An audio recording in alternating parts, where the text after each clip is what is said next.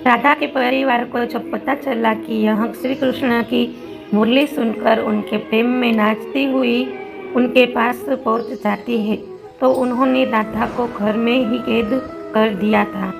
तब श्री कृष्ण ने अपने साथियों सहित एक दिन उन्हें रात में कैद से मुक्त कराकर उद्धव और बलराम सहित अन्य सखिया के साथ रात भर नृत्य किया था।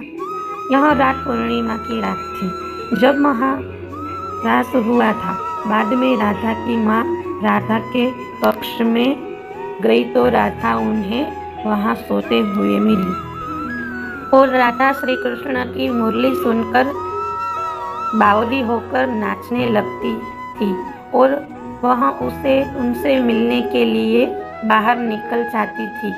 जब गांव में कृष्ण और राधा के प्रेम की वर्षा चल पड़ी तो राधा के समाज के लोगों ने उसका घर से बाहर निकलना बंद करवा दिया।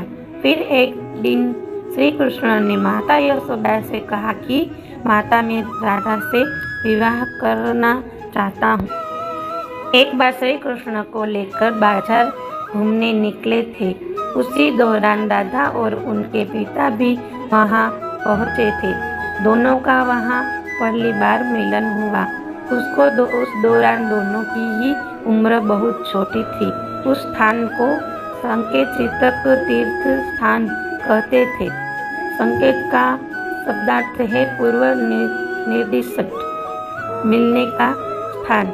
मान्यता है कि पिछले जन्म में ही दोनों की ने यह तय कर लिया था कि हमें इस स्थान पर मिलना है।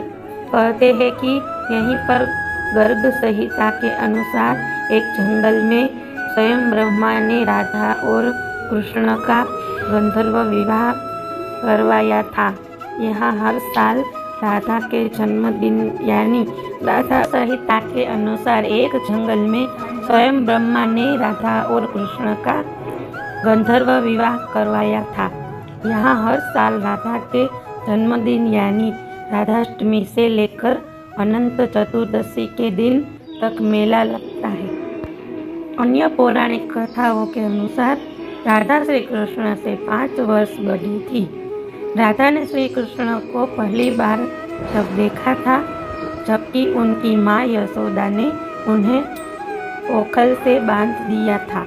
उन्हें देखकर राधा बेसुध सी हो गई थी और उनके प्रेम में पड़ गई थी।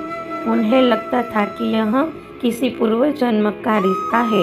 कुछ लोग कहते हैं कि वह पहली बार गोकुल अपने पिता वृषभानु जी से साथ आई थी, तब श्री कृष्ण को पहली बार देखा था।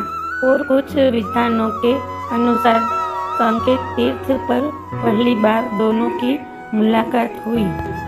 जो भी हो, लेकिन जब राधा ने कृष्ण को देखा तो वह उनके प्रेम में पागल जैसी हो गई थी और कृष्ण भी उन्हें देखकर बावरे हो गए थे। दोनों में प्रेम हो गया था।